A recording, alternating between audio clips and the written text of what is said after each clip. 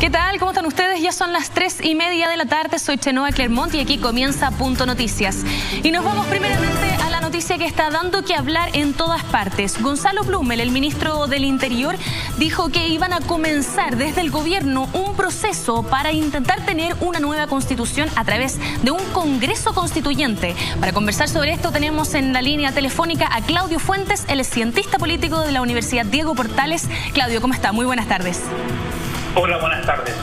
Claudio, primeramente, ¿qué es un congreso constituyente? Y en realidad, porque este concepto es algo que está un poco confundiendo a todos nosotros, porque sabemos que existen varios procesos para poder llegar a una nueva constitución, pero queremos saber específicamente, ¿qué significa congreso constituyente?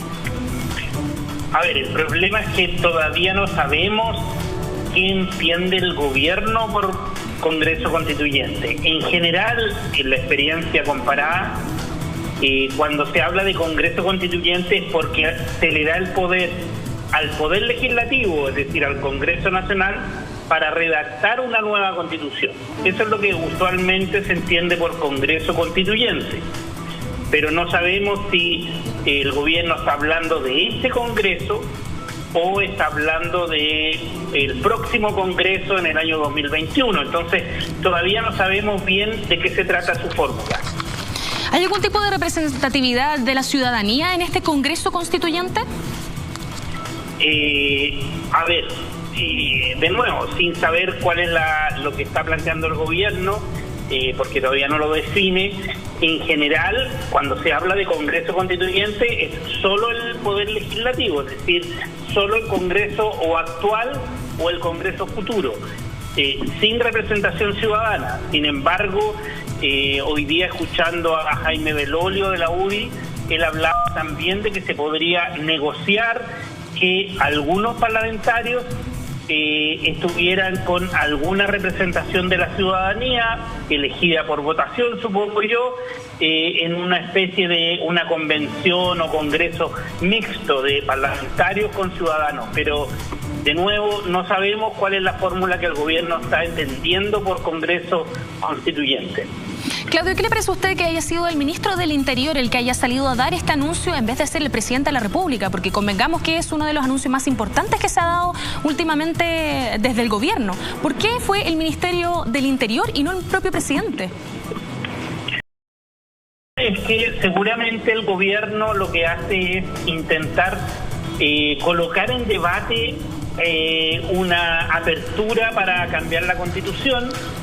Lo hace a través del Ministerio del Interior porque todavía no está definido claramente de qué se trata. Entonces, seguramente es como un globo sonda o un intento de decir, a ver, ¿qué pasa si tiramos esta propuesta? ¿Cómo la recibe la ciudadanía?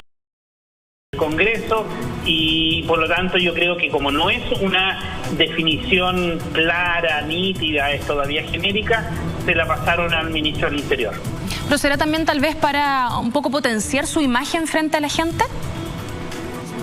No, no creo. Yo creo que en este minuto, esperemos que el gobierno no esté tan preocupado de esos temas de imagen, sino de salir de la crisis. Yo creo que hay en el gobierno distintas posiciones sobre cómo cambiar la Constitución y eso refleja la ambigüedad de la propuesta, porque no se de hecho hoy día la vocera rechazó la idea de una asamblea constituyente. Entonces yo creo que debe haber un debate interno en el gobierno sobre el mecanismo para cambiar la Constitución.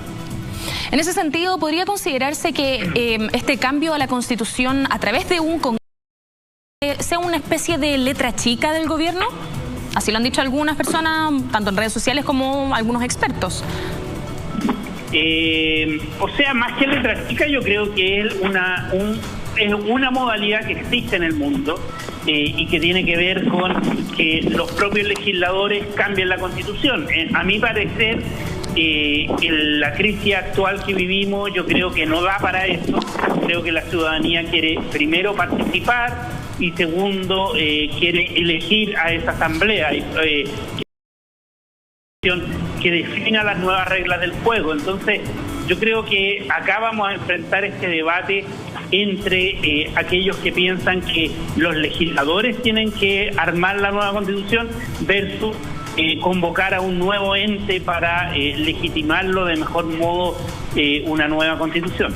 Bueno, entonces estamos a la espera de que se defina exactamente qué significa este Congreso Constituyente. Mientras tanto, agradecemos a Claudio Fuentes, cientista político de la Universidad Diego Portales. Buenas tardes.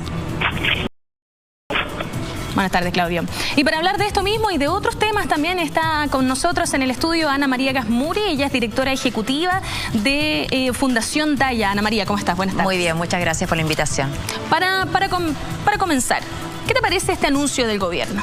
Bueno, tardío, insuficiente y no está respondiendo a la verdadera clamor y petición de la ciudadanía, que es una asamblea constituyente. Yo creo que la crisis que estamos viviendo está en revolución por la dignidad, porque finalmente es eso lo que ha ocurrido. Por la falta de dignidad con que viven la inmensa mayoría de las chilenas y chilenos, una falta de dignidad por la dificultad del acceso a derechos básicos, ¿cierto? La situación de privatización de todos esos derechos, la inequidad estructural que tenemos como sociedad. Entonces lo que hoy día está clamando la ciudadanía es participar, es ser escuchada, es ser vista. Y obviamente un Congreso Constituyente que nuevamente excluye la participación ciudadana de ninguna manera viene a dar respuesta a lo que hoy día está pidiendo la ciudadanía. Dicho esto, de que es una señal de apertura después de que tantos habían negado siquiera considerar la posibilidad de una nueva constitución. Pero nuevamente yo siento que es una reacción tardía, que probablemente 2 semanas antes un anuncio así sí hubiera sido mejor recibido, en el sentido de un primer paso para seguir conversando, entendiendo que no es eso tampoco lo que la gente está pidiendo. Pero hoy día, y sobre todo en el contexto del agotamiento, de la indignación que ha producido la impresionante violación de derechos humanos que hemos visto en Chile durante estas 3 semanas ya, la verdad es suficiente, suena una respuesta desesperada frente a sentirse acorralado, y llama la atención que no haya sido el presidente el que salga a dar un anuncio si es que hay una convicción detrás de eso. Habla de poca convicción. Y ya escuchamos a la vocera diciendo que se cierran absolutamente a la posibilidad de una asamblea constituyente. Es decir, vemos estos gestos por un lado, pero por otro lado seguimos negando la posibilidad de la verdadera participación ciudadana. A pesar de todo esto, ¿considerarías que es un hecho histórico lo que está pasando ahora? Bueno, ¿este anuncio del presidente? Fondo del Ministerio lo considero histórico en el sentido de que hace muy poco esto era algo absolutamente imposible. O sea, hemos visto que de alguna manera, a pesar de que hay una constante negación a observar y darse cuenta de lo que realmente está pasando, de verdad yo creo eso. Cuando yo analizo todas las reacciones del gobierno frente a esta crisis, la sensación que uno tiene como ciudadano es que no logran entender, no logran tomar el pulso, no logran aquilatar realmente de qué se trata lo que está pasando, ¿no? A pesar de eso sí considero histórico, pero de nuevo, reactivo, tardío y no haciéndose cargo de lo que verdaderamente la ciudadanía está demandando hoy día. Bueno, acabamos de recibir una información respecto de que el ministro de las Express, Felipe Guarda, aseguró que hasta el momento no existe claridad en relación al mecanismo que se utilizará para avanzar en la nueva Constitución y pidió tiempo para el ingreso de indicaciones al Congreso. Es decir, hablaron primeramente de un Congreso Constituyente, pero ahora puede ser que sea un mecanismo mixto y obviamente tenemos el portazo en el fondo de la ministra de la vocera respecto de la Asamblea Constituyente. Entonces, sí, pareciera ser que están todavía un poco indecisos al respecto. Sin embargo, pareciera ser igual un avance el hecho de que hayan, a pesar de que sea muy tardío, hayan escuchado finalmente a la ciudadanía y hayan escuchado el mayor clamor que tiene la gente en las calles. Yo tengo la impresión de que hay divisiones internas también dentro del gobierno, ¿no? Hay diferentes voces y de alguna forma yo pienso que el presidente se vio un poco forzado a esta decisión, por eso no es él mismo el que sale a comunicarla, porque de alguna manera todos estos cambios que hoy día son urgentes, necesarios, que la ciudadanía lo está pidiendo a grito, en el fondo obligarían al presidente a negar lo que él realmente es, en lo que él cree, a lo que ha dedicado su vida, ¿no? Entonces yo pienso que hay diferentes voces dentro del gobierno y por eso está esta falta de claridad. Pero no olvidemos que la vocera dijo con claridad que se cierran a la Asamblea Constituyente y Andrés Alamán, que no es del gobierno, o sea, no es directamente del gobierno, también lo ha dicho de esa manera, ¿no? Entonces, la verdad es que esto genera más confusión, a pesar de que podría entenderse como una buena señal, pero al final también desde la ciudadanía se puede leer como medidas distractivas, medidas que siguen sin hacerse cargo con el corazón de lo que son las demandas ciudadanas. Siento que lo que ha ocurrido aquí, este cansancio, este agotamiento, este despertar social frente a ese agotamiento, tiene que ver con la deshumanización a la que nos ha llevado este sistema productivo en que finalmente los seres humanos son valiosos en la medida en que producen, en la medida en que son explotados por este mismo sistema, pero que no queda espacio para el alma, no queda espacio para lo propiamente humano, solo queda espacio para lo productivo, no hay tiempo, hay agotamiento, las familias carecen de tiempo suficiente para verse, para conversar. Y parte de lo que ha pasado en esta pausa que ha significado estas 3 semanas de crisis, pausa en el sentido de que los horarios son distintos, ¿cierto? Los tiempos han sido distintos y han aparecido... Se ha demostrado también que tenemos la capacidad de trabajar de otra manera. Exactamente, que es un poco viva y que han surgido los cabildos, que ha sido tan importante y ha producido esto la oportunidad de volver a mirarnos los ojos, volver a conversar, volver a pensar juntos cuáles son los temas que realmente nos importan. Se ha devuelto una dosis de humanidad a los vínculos entre las personas que estaban perdidos por el modelo en el que estamos insertos y porque también nos vamos haciendo como inconscientes, como autómatas frente a ese modelo. Pero esto va generando una insatisfacción no solo desde el punto de vista material, de las condiciones económicas, sino una falta de sentido profundo, una falta de humanidad, finalmente también una falta de corazón. Hemos construido un país con poco corazón, fomentando el individualismo, la competencia, ¿cierto? Y con una supuesta, esto que nos decimos que somos solidarios, más bien somos caritativos. Nos cuesta mucho ser solidarios. Y lo que ha traído esta revuelta de octubre es también el poder ver que sí existe ese espíritu solidario, ha sobrevivido a pesar de las circunstancias. ¿Y por qué lo digo? Como para ir al principio, cuando los estudiantes secundarios empiezan a evadir el metro, lo dijeron con claridad, que no lo estaban haciendo por ellos. A ellos no les subieron el pasaje, sino por solidaridad con sus padres, con sus abuelos, con sus vecinos. Nosotros muchas veces lo hemos dicho aquí en Punto Noticias, que en el fondo los estudiantes funcionan como una especie de vocero de su familia. Porque sienten los dolores que hay dentro de la sociedad. Y al parecer, este tema de la, ¿cómo lo llamaste? La Revolución de Octubre. Sí, ¿no? Claro, revuelta de octubre. Está generando justamente esta cierta empatía, tanto en aquellos que les falta algo, con aquellos que no les falta nada, pero que saben que hay otras personas a las que sí les falta. Bueno, hemos visto en las marchas personas que dicen, mis necesidades están cubiertas, no es mi problema, pero no puedo dejar de empatizar con la situación vital que tienen la mayoría de mis compatriotas. Entonces, vemos este germen de volver a despertar la solidaridad, que el modelo atenta a que la desarrollemos. Y también en ese sentido decir que todos estos cabildos, que ha sido maravilloso a lo largo de todo Chile, ¿cierto? Todo este despertar, tampoco es todo totalmente inorgánico. Aquí están confluyendo las peticiones, los petitorios, las necesidades, las demandas. Y, por ejemplo, Fundación Daya, que yo dirijo, es parte de Unidad Social, donde confluyen 129 organizaciones sociales, no más FP, todas las organizaciones, los gremios de la salud, está la CUT. La verdad es que es muy amplio y es muy importante tenerlo en cuenta porque estas demandas tienen que irse coordinando para que todo este esfuerzo tremendo realmente se plasme en qué es lo que quiere hoy día, qué necesita hoy día la ciudadanía chilena. ¿Cómo ha cambiado la respuesta que han tenido frente a estos cabildos? Por ejemplo, al principio se habló mucho de que había muchas organizaciones que estaban un poco repartidas, ¿no? Pero de a poco hay muchos miembros de la organización civil, en el fondo, que está funcionando, haciendo cabildos de forma muy organizada. ¿Cómo funciona en Fundación Daya, por ejemplo? Mira, como Fundación Daya pertenecemos a Unidad Social, por un lado, ¿cierto? Y también somos parte de la Coordinadora Canábica, que está agrupando a las muchísimas, más de 500 agrupaciones, emprendimientos que tienen que ver con el mundo cannabis, agrupaciones de pacientes también. Y la Coordinadora Canábica también es parte de Unidad Social. Entonces, de alguna forma empiezan a confluir estos petitorios. Nosotros, por ejemplo, hemos participado en cabildos canábicos amplios, cabildos canábicos feministas, cabildos de Fundación Daya abiertos. Fundación Daya ha hecho cabildos también a lo largo de regiones, a lo largo de Chile, y todo lo que se recoge de este material va a una misma sistematización.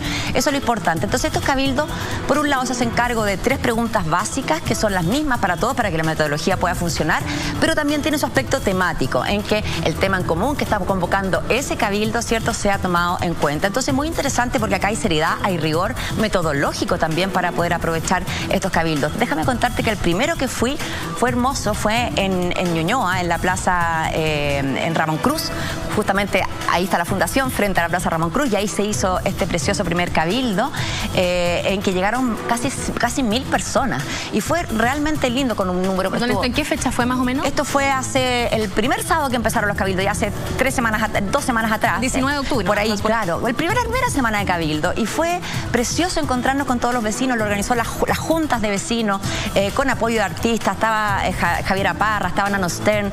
Se hizo una olla común maravillosa, una paella vegetariana común para compartir con toda la comunidad. Entonces, eso es empezar a recuperar la dignidad como ciudadanos, con el derecho a conversar, a tener tiempo para conversar las cosas importantes, para ponernos de acuerdo. acuerdo. Y, por ejemplo, la mesa que me tocó a mí, me tocó liderar un grupo de 10 personas en uno de estos subgrupos que se hacen dentro del Cabildo para poder trabajar. Y había ahí un astrónomo, una profesora, un tecnólogo médico, una socióloga. O sea, empieza a conversar los mundos desde las miradas de cada uno y eso genera un enriquecimiento que yo siento que ahí está la posibilidad de reconstruir nuestro tejido social, de volver a ser una sociedad más solidaria, más abierta, porque realmente si nos miramos es bastante triste en lo que nos hemos convertido. Eso de estar mirando siempre para adelante, un poco como un caballo, de carrera, ¿no? Mirando así para el frente y solamente mirando lo que nos pasa a nosotros y sin mirar necesariamente a lo del lado. Por eso esos cabildos seguramente son una instancia en la que nos detenemos un poco, dejamos de trabajar tanto y nos empezamos a mirar a la cara. De hecho, al respecto, ¿cómo crees que ha cambiado la respuesta de las autoridades frente a esta sociedad civil más organizada que claramente no está apuntando para afuera, ¿no? Sí. Está efectivamente organizándose y hablando y poniendo sobre la mesa todas las demandas que realmente necesitan en la sociedad? Yo siento, sinceramente, una opinión personal, pero creo que las autoridades quedaron en shock con esto. No pensaron que existía esa capacidad en la ciudadanía. No pensaron, de alguna forma siempre hay una mirada, un ninguneo como a la capacidad organizativa, realmente tener claro qué es lo que queremos, qué es lo que soñamos. Entonces yo pienso que el gobierno ha reaccionado muy mal frente a esto, primero desvalorizando, ¿cierto?, ninguneando. Los que sí supieron ponerse a la altura son los alcaldes. Los gobiernos locales sí han sabido leer esta sensibilidad, leer lo que está ocurriendo y llaman a este proceso del 7 y 8 de diciembre, ¿cierto?, que me parece muy interesante en la medida en que se pueda engarzar con todo esto otro que está pasando desde la sociedad civil organizada. Pero yo pienso, no solo por lo último que tiene que ver con lo que cierto como propuesta, sino que cada una de las reacciones, de las apariciones, las intervenciones de los representantes del gobierno nos han dado muestra de no estar entendiendo el escenario, de no captar la profundidad de la crisis y de no tomar en serio realmente qué es lo que está sintiendo, qué es lo que está habitando en el corazón de las chilenas y chilenos hoy día. Hay una profunda desconexión. Sin embargo, pareciera que están igual un poco abriéndose a discutir cosas que antes no se veían posibles, ¿no? Entonces, me pregunto por qué, en el fondo, entiendo que Fundación Daya ha tenido ciertos desacuerdos, digamos, con el ministro de Salud, Jaime Mañalich, por ejemplo. Con el colegio médico incluso. Entonces, ¿tú crees que gracias a este estallido social va a empezar a cambiar un poco la forma en la que las autoridades abordan las demandas de la gente? ¿Crees que pueden abrirse a hablar de otras cosas? Y esperamos que ese cambio vaya acompañado del respeto, porque aquí desde las organizaciones sociales sentimos que nos faltan el respeto, al no tomar en serio, al no considerar, por ejemplo, el trabajo institucional que uno viene haciendo con sus propios estamentos, con el Ministerio de Salud, con el ISP, el partir como si nada de aquello hubiera ocurrido, borrando trabajo. Hoy día, por ejemplo, estamos con una gravísima situación con el Instituto de Salud Pública, que desde hace 2 meses tiene desprovisto el tratamiento a 2.500 pacientes que tuvieron que descontinuar su exitoso tratamiento con el primer fármaco chileno de cannabis medicinal, producto nacional además, el primero en Latinoamérica, y sin ninguna explicación no ha autorizado al laboratorio productor para una nueva partida. Y esto tiene una crisis sanitaria aguda a 2.500 pacientes. Han pasado 2 meses de esto y no hay ninguna respuesta, ni sí ni no. Eso lo leemos como una falta de respeto, como no tomar en serio las justas demandas de nuestras ciudadanas, particularmente de los pacientes, los usuarios de la salud, que como sabemos muy bien en Chile son maltratados, ofendidos en su dignidad, ninguneados, porque en Fundación Daya finalmente recibimos a aquellos pacientes a los cuales el sistema no les ha podido entregar ninguna respuesta y que sí la encuentran en el uso medicinal del cannabis. Entonces esperamos que esta situación también haga abrir los ojos de que es urgente tomar en cuenta, tomar en serio a la comunidad cuando está exigiendo sus derechos, cuando no está pidiendo nada estratosférico, sino, en este caso, poder seguir accediendo a un tratamiento que le estaba funcionando. ¿Cuál es la razón?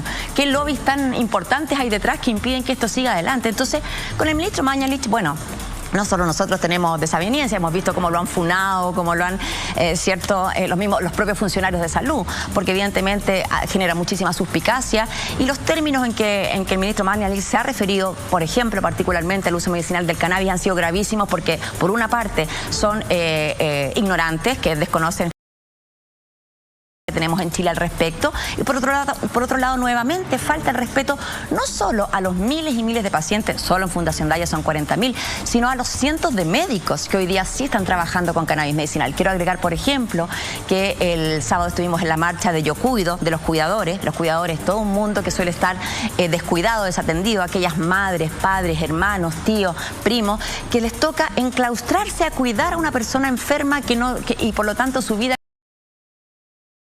y no tienen ningún apoyo del Estado. Y una de las peticiones de los cuidadores es también el acceso democrático al uso medicinal del cannabis. Y por otro lado, engarzándolo con un poquito con lo que para mí es uno de los temas más importantes de que ha pasado en este tiempo, que esta grave vulneración de derechos humanos, la criminalización. Hoy día estamos viendo no solo el impactante mancha con que va a quedar Chile a nivel mundial, 200 personas con trauma ocular, con una parte en el mundo. O sea, aquí la mancha en el sentido de la violación de derechos humanos va a ser realmente brutal. Creo que Carabineros no se va a poder reponer de algo así. Creo que el presidente Piñera tampoco, porque realmente es muy grave. Y hoy día, además de eso, estamos viendo el temor, la persecución de dirigentes sociales. Hoy día mismo vi un video, por ejemplo, en Peñalolén, en mi comuna, sacaron a un dirigente de su casa a palos. Realmente una cosa vulneratoria de derechos. ¿Y qué quiero decir con eso? En Chile, antes de que esta situación en que hoy día todos nos sentimos vulnerables y criminalizados y con la posibilidad de ser perseguidos, esa es una situación que comunidades importantes han vivido de forma permanente. Por supuesto que en primer lugar nuestros hermanos mapuches que han vivido esas circunstancias de forma brutal y permanente, pero hay otra comunidad que también vive víctima del temor a la criminalización y la persecución del Estado, y son los usuarios de cannabis, incluso contando con su prescripción médica, y que son allanados, tratados como delincuentes, encarcelados y son llevados a un proceso en que después de un largo juicio demuestran porque tenían su receta era para un uso medicinal. Eso no puede ser, eso también es una violación de derechos humanos. ¿Cómo es posible que personas que además de tener graves situaciones de salud tengan que temer que el Estado los persiga, los criminalice y los encierre?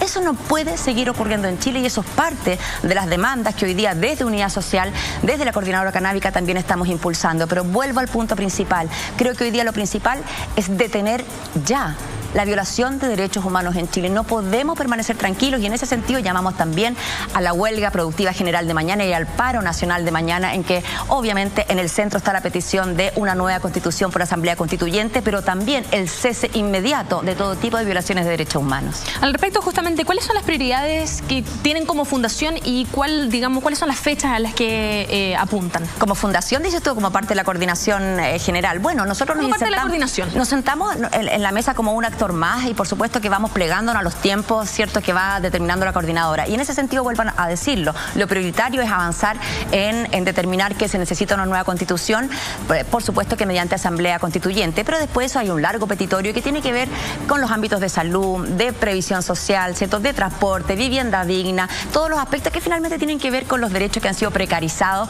por el modelo neoliberal que hemos llevado adelante. Y como fundación nos plegamos a eso. Y cuando hablamos de derecho a la salud, por supuesto que eso incluye el derecho a acceder con tranquilidad, sin temor a ser perseguido y criminalizado al uso medicinal del cannabis. Y eso implica tanto el autocultivo como los cultivos colectivos y los fitofármacos como el que estábamos hablando, este fármaco que increíblemente y sin ninguna explicación el ISP ha bloqueado, dejando en la más absoluta indefensión a 2.500 pacientes que lo estaban usando. Entonces nosotros nos hacemos cargo y nos plegamos al petitorio nacional, por supuesto desde como Fundación Daya, desde mi militancia como feminista también, digamos, uno como que confluye desde diferentes ámbitos, ¿no? La primera responsabilidad como uno es la responsabilidad hacia la comunidad que representa. Como te decía, en Fundación Daya son 40.000 pacientes, es una comunidad importante y bueno, mi voz está principalmente enfocada a poder ser la voz de todos esos pacientes. Justamente hablábamos al comienzo de esta sección de los cabildos que se han organizado en la sociedad completa. ¿Cree usted que se ha subestimado, el gobierno ha subestimado la ciudadanía? Yo siento que sí, en cada una de las respuestas que hemos visto al gobierno ha habido esto de no entender por un lado y subestimando por un lado la capacidad reflexiva, la capacidad organizativa y por otro lado subestimando el dolor que hay en el corazón de las chilenas y chilenos, el dolor por la falta de dignidad, el dolor por la explotación continua, el dolor por no tener tiempo para la vida familiar, el dolor por ver a nuestros abuelos en condiciones miserables, a nuestros padres en condiciones miserables. Por supuesto que sí. Seguramente eso se expresa también un poco con el tema de la desconexión que tiene la clase política. A mí me llama mucho la atención el hecho de tener que hablar de una clase política, ¿no? Como que estuviera en otro estatuto, una más clase allá de la social sociedad. aparte. Exactamente. Sí. Entonces, seguramente con el hecho de que decían que esto no se veía venir, a lo mejor ahí estaba un poco la desconexión y el hecho de que no se entendía muy bien cuáles eran los dolores de la sociedad. Es que eso, bueno, es la crítica que se ha hecho a nuestra élite política, empresarial, ¿cierto? Que están bastante linkeadas una con la otra, ¿no? Y tiene que ver, y es la queja que ha sido no de ahora. Esta es una queja que se viene arrastrando, que parte con las movilizaciones de los estudiantes, ¿cierto? De ahí en adelante, y que ha sido como sofocada con pequeñas vías de escape, con pequeñas soluciones parche que no terminan siendo lo que realmente la ciudadanía está demandando. Y esa olla a presión hoy día explotó. Hoy día ya realmente no era posible. Y yo reconozco, tampoco uno lo veía venir de esta forma. Pero aquí estamos hablando que se despiertan fuerzas sociales dormidas, se despiertan rabias dormidas, se despiertan angustias que estaban ahí. Y por fin se abre una luz de esperanza de que algo cambie. Entonces, claro, desde la desesperación, cuando la gente dice, ya no tengo nada más que perder, que hasta el miedo perdí. Entonces eso explica esta fuerza de la movilización, porque la sensación de que no hay nada más que perder y que es ahora o nunca, y la sensación de que no se puede dar un paso atrás, y eso es lo que habita en el corazón de la inmensa mayoría de las chilenas y chilenos, y bueno, y esperamos, y no sabemos realmente qué forma va a ir tomando esto. Lo que sí sabemos es que nunca vamos a volver al estado en que estábamos anteriormente, y esperamos que esto nos lleve a la posibilidad de una manera nueva, abrir también nuestra estructura, nuestra cabeza, a que quizás son formas distintas las que vamos a tener que empezar a construir para tener una sociedad realmente democrática, donde cada uno tenga el espacio digno que le corresponde, y no seguir con este simulacro de democracia que hemos tenido, esta larguísima transición que no ha llegado nunca a ser realmente una democracia plena. Estamos conversando con Ana María Gasmuri, ella es directora ejecutiva de Fundación Daya. Ana María, ¿alguna última reflexión, una última lectura respecto a lo que está pasando en nuestro país? Bueno, yo la llamada, la lectura, más que lectura es un llamado, ¿cierto? A seguir como muy despiertos, muy conscientes, a también el autocuidado. Estamos viviendo tiempos emocionalmente muy intensos y eso también es muy demandante para todos. Es probable que en un rato sintamos emoción, alegría, esperanza, en otro sintamos pena, rabia. Entonces también el llamado a cómo ir manteniendo una calma, una tranquilidad, con el corazón abierto, que las emociones negativas no nos capturen por completo y que veamos la luz de esperanza que puede haber en toda esta posibilidad de construcción colectiva que tenemos por delante. Yo creo que el desafío es ponerle corazón hoy día a Chile y pensar que no podemos aceptar volver a un estado de deshumanización como la que habíamos construido como sociedad. Estábamos hablando hace un rato del anuncio que hizo el ministro del Interior, Gonzalo Blumel, respecto de este nuevo proceso en el que estaban hablando de la posibilidad de hacer una nueva constitución a través de un mecanismo que todavía no está definido cuál es. Y justamente que se hizo esto. Primero, es raro que lo haya hecho el ministro del Interior versus el presidente. Y por otro lado también ahí vemos la imagen de cómo fue el anuncio, cómo estaba vestido el ministro, cómo estaba peinado, la hora en la que se hizo. Claro. Es todo muy raro. ¿Qué dice esto comunicacionalmente? Lo que te señalaba un poco son en la vida política, como también en algunos momentos de la vida personal de las personas, de la sociedad en general, son importantes los ritos, la rutina dentro de los ritos. Por algo la reina de Inglaterra o el rey, que siempre lo eligen bajo un procedimiento, Westminster, después se le pone la corona, la música, y todo un procedimiento. Se invita a la realeza, a los reyes, a los presidentes. Todo eso es muy importante porque te realza la noticia, y ese ritual. Y le da un contexto también. Claro, y le da un contexto histórico, te fijas, de historia. Porque esto que es tan importante, que involucra a todo el gobierno, es lo que la gente pide, porque eso no se hizo en La Moneda, con todos los ministros de pie. Adelante el presidente, dando la información, o el ministro de Interior da lo mismo, y el presidente al lado, pero que fuera algo corporativo, que se note que incluso podrían haber estado todos los partidos que están gobernando actualmente el país. Un poco como se hace con los cambios de gabinete. Exacto. Que, bueno, obviamente lo habíamos comentado en versiones anteriores, que cuando hicieron el cambio de gabinete hace poco, hasta aplausos sacaron los del mismo partido. Entonces, pareciera ser un ritual mucho más estricto, digamos, que este anuncio, que por lo demás es histórico. Eso yo veo un poco en el gobierno, en eso, una falta relevante. No hay un orden comunicacional, no hay un relato tampoco. Te fijas, nunca han tenido un relato. El relato de este gobierno fue inicialmente que no era un mal relato, de hecho ganaron las elecciones, era el tema económico, la estabilidad laboral, economía, y ahí un poco se manejaban en eso, ¿te das cuenta? Eso ya claramente no se logró y perdieron ese relato. Bueno, es el momento de tomar otro relato. Quedan 2 años de gobierno, el tema de una asamblea constituyente, de una constitución, es de largo plazo, y por lo tanto el gran relato podría ser ese. todos los chilenos, cómo enfrentamos este siglo, cuáles son los grandes sueños de los chilenos, cuáles son las grandes ideas, cómo vamos a salir adelante el Estado, cómo el mundo privado, el mundo empresarial va a aportar a este gran cambio, cómo los ciudadanos, a través de sus comentarios, a través de una forma, de un diálogo ciudadano u otra forma, van a interactuar también con los poderes tradicionales. Nada de eso, todo eso se tira un poco al tacho de la basura, con algo muy rápido, muy así, y después lo tiran en noticias y mal. Las oportunidades. Hoy en día yo me atrevería a decir que el gran comunicador del gobierno es claramente el ministro Briones, el ministro de Hacienda. Él está montando un relato, te fijas que en el fondo es el neoliberalismo, bien, pero con sentido humanista. Y eso es interesante, pero tú ves que el único que está poniendo algo distinto sobre la mesa, en un momento de cambio social, un momento semi-revolucionario, él te sale con un discurso. Tenemos una ministra vocera de gobierno. Eso quería preguntar, como comparado con la ministra vocera de gobierno, y por otro lado, ¿cuáles son como los elementos que hacen que él aporte algo diferente y que tenga como una postura clara, digamos, respecto de lo que comunicacionalmente está diciendo? Claro. Ahora mira, eso es súper importante la formación. Ahí voy a ser tremendamente prejuiciado. Normalmente las élites en Chile estudian en ciertos colegios, ¿cierto? Se desarrollan en ciertas universidades, van a sacar posgrados más o menos en los mismos lugares. Regularmente es más bien Estados Unidos. Pero este ministro de Hacienda es distinto. Sacó su posgrado en Francia, en una escuela pública francesa, en una universidad pública francesa. Y se nota la mirada distinta. No es la mirada tecnócrata, más fría, más de la cifra, más macroeconómica, una mirada ajena a lo que te pasa en la casa, en lo doméstico, en la economía a la escala humana. Y este personaje que llega por casualidades de la vida, por un estrés social, tiene esa mirada. Entonces uno se pregunta por qué si fueron capaces de hacer un headhunting y traer a este ministro, no son capaces de hacer lo mismo también quizá con otras carteras. ¿Por qué ese discurso que es tan cercano a la gente le gusta, que es lo que se necesita ahora, por qué no se hace un poquito más expansivo? Si fueron capaces con él, ¿por qué no con el resto? Tal vez su experiencia en Francia se acerca un poco a la forma en la que Emmanuel Macron estuvo manejando, digamos, la crisis de los chalecos amarillos, puede ser. Es que es la mirada europea, y también tengámoslo súper claro lo que nos están viendo en este momento. Europa sufrió 2 guerras horribles mundiales, murieron millones de europeos. Y los tipos tienen claro que la única forma de desarrollarse en Europa es la forma comunitaria, o sea, es en comunidad. De hecho, están así que son capaces, a pesar de sus diferencias espantosas, imagínense los alemanes con los franceses que han tenido muchas guerras, nunca se han querido mucho, pero ahí están y son parte de la comunidad económica europea, porque se dan cuenta que la única forma de enfrentar el presente y el futuro es en comunidad. Y eso no me cabe la menor duda que este ministro lo debe traer en su reseteo. Sí, algo que en Chile también no funciona. Tú ves que Chile es una ciudad Santiago y un país bastante en general segregado. La gente con plata está acá, estudian en estos colegios, van a estas universidades, la gente que no tiene tantos recursos va a estos lugares.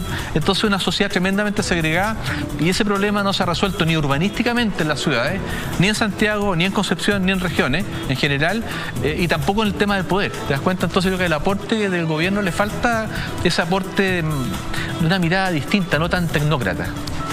La gente en este momento necesita cariño, necesita ser acogida. ¿En qué sentido? No, cariño, tú ves lo que te pasa en tu trabajo, lo que pasa en la universidad, lo que pasa en la empresa en general, con quien tú conversas. La gente está cansada, está estresada, y tenemos pocas autoridades que nos digan un poco con cariño lo que más acoger a la gente. Como que nos miren a la cara y que nos hablen a nosotros. Claro, que ¿no? se bajen del pedestal que están, ya sea en Valparaíso, en el Parlamento o en La Moneda, se bajen un poco del pedestal y en vez de estar mandando comunicados, que sientan un poco más, que lloren un poquito más. O sea, tú ves acá una autoridad y en general un sistema político muy duro, muy frío, muy ajeno.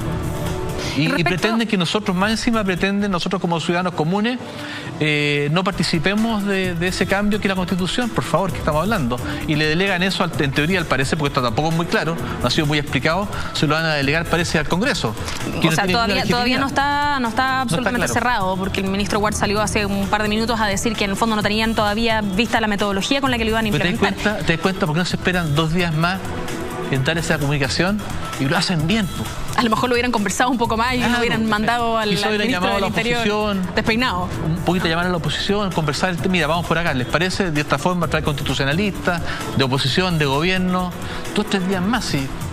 ¿me entiendes? Entonces ahí te das cuenta que están muy apurados, que hay poco liderazgo, hay poco sentido, hay algo pasa. Justamente claramente. Respecto a esta visión diferente que tiene el ministro Briones, ¿cree usted que podría convertirse en una futura, por ejemplo, candidatura presidencial? No, yo creo que los ministros de Hacienda es difícil que sean candidatos a algo. Pero creo que... Estamos hablando del ministro Briones, que tiene otra mirada, sí, y que está en este momento siendo el más humano en el fondo, ¿no? Claro, pero no son políticos.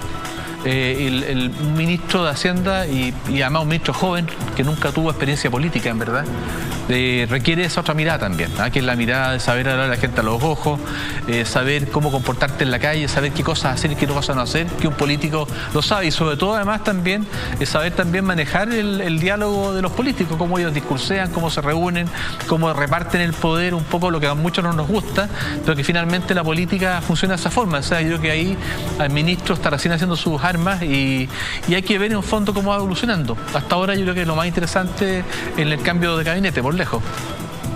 Lo voy a llevar a otra noticia que se dio durante el fin de semana, específicamente en Reñaca, respecto de un ciudadano estadounidense, John Cobbin, se llama el señor, que se define como supremacista norteamericano, que había sido perfilado por The Clinic, que había hecho clases alguna vez en la Universidad Andrés Bello, en fin, y que salió disparando dentro de una manifestación, incluso hiriendo a una persona en el muslo, que obviamente esta persona está bien, y que ahora esta persona, John Cobbin, quedó con prisión preventiva. Pero esta reacción que tuvo esta persona de salir en medio de los manifestantes y empezar a disparar, porque en el fondo él decía que se trataba de defensa propia, porque le tiraron piedras a los autos, en fin, porque no lo estaban dejando pasar y seguir su camino en su camioneta. ¿Es un poco la respuesta a este discurso que tiene el gobierno de salir a defender lo que tienen los chilenos? Bueno, no te olvides que hace 20 días atrás, hablamos de una guerra. Exacto. ¿Cierto? Una guerra que además en los hechos de verdad se vio verificado. Militares en las calles bastantes días, carabineros actuando con armamento no muy bien usado, como son los balines. O sea, de verdad, el lenguaje de la autoridad, si uno lo lleva a lo que uno como ciudadano común y corriente, que maneja o que anda en metro, que camina por las calles, te das cuenta que efectivamente no es una guerra, bueno, tampoco somos tontos, pero claramente que hay un enfrentamiento duro. Y en ese sentido, yo no soy psicólogo, pero claramente estamos en un momento del tiempo, en algunas ciudades de Chile, muy estresados. Y en ese sentido, cualquier estrés adicional te puede llevar un baño de sangre. Acá no se trata porque este señor Cobbin sea norteamericano. Este señor, bueno, más allá que parece que era un supremacista blanco, había un perfil, como tú señalabas muy bien, en el The Clinic del año 2013, donde habla cómo es esta persona, lo que dice. Que tenía planes de establecer una colonia norteamericana en Curacaví, de familias conservadoras, religiosas, en fin. O sea, más allá de todo eso, pero es un momento de estrés, en que el tipo se siente en peligro y anda con armamento. Algunos alcaldes, no nos olvidemos, algunos alcaldes estaban motivando el uso de los armamentos. Entonces, autoridad... Y no olvidemos también el discurso del gobierno de salir a defender el metro, de salir a defender en el fondo lo que es de todos, ¿no? Y perdona, que es tarea del gobierno defenderla. Yo no soy experto en armamento. O sea, el que tiene que defender mi casa no soy yo. Es el Estado, es el gobierno.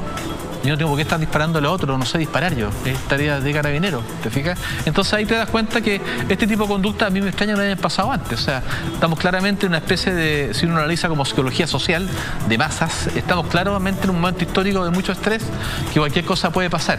Más aún si tiene una autoridad que también en su discurso generó una base, un sustento para que estas conductas fueran propicias, probablemente. ¿Eso es algo que se consideraba, digamos, impensado en tiempos pasados, antes de que comenzara el estallido social? Bueno, por lo visto sí, es tan impensado que los carabineros no tienen entrenamiento en este tipo de eventos. Y no hay que olvidarse algo súper importante, yo creo que vienen 2 años muy complejos, 2 años muy inestables. La sociedad en términos de pensamiento, en términos de reflexión, en términos de lo que quiere, es muy voluble, es muy líquida, y por lo mismo, si el gobierno y la oposición en un momento dado, frente a cualquier proyecto de ley o lo que sea, no dan la respuesta que la gente quiere escuchar, ya saben lo que tienen que hacer, tienen que salir a la calle. En el caso de la capital van a tener que ir a Plaza Italia.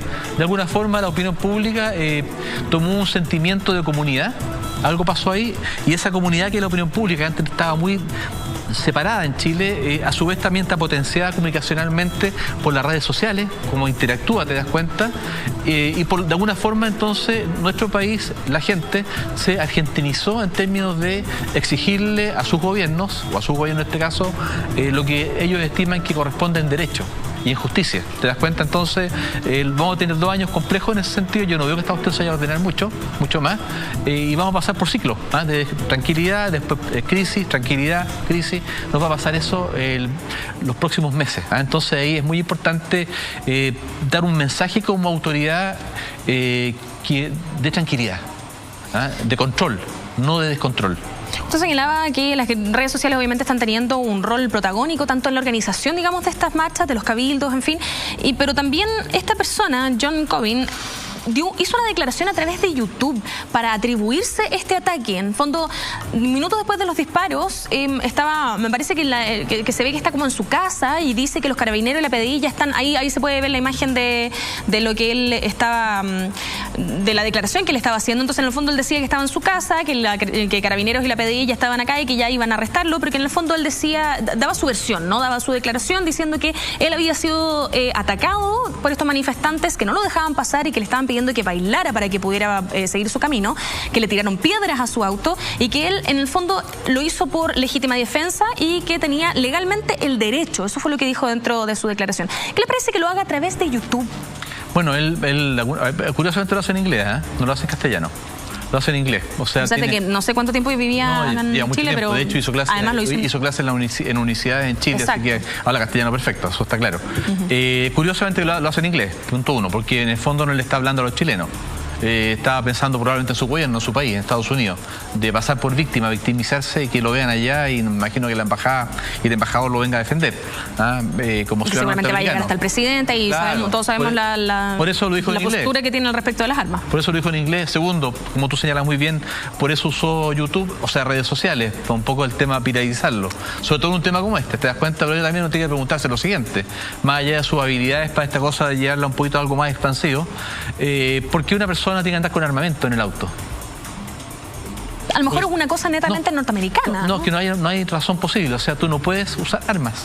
Si tú no eres un experto en armamento, no tienes que andar con armas, ni en la casa ni en el auto. O sea, ¿por qué esta señora andaba con un auto, en el auto con un armamento? ¿Por qué? Porque, o sea, claro, si en el fondo es posible tener un arma dentro de la casa, pero no sacarla. Si lo tenía en el auto, porque quería usarla. O pensaba que podría llegar a usarla en un momento, ¿te das cuenta? Ahora, ahí estamos viendo otra cosa distinta, en términos más antropológicos, más culturales.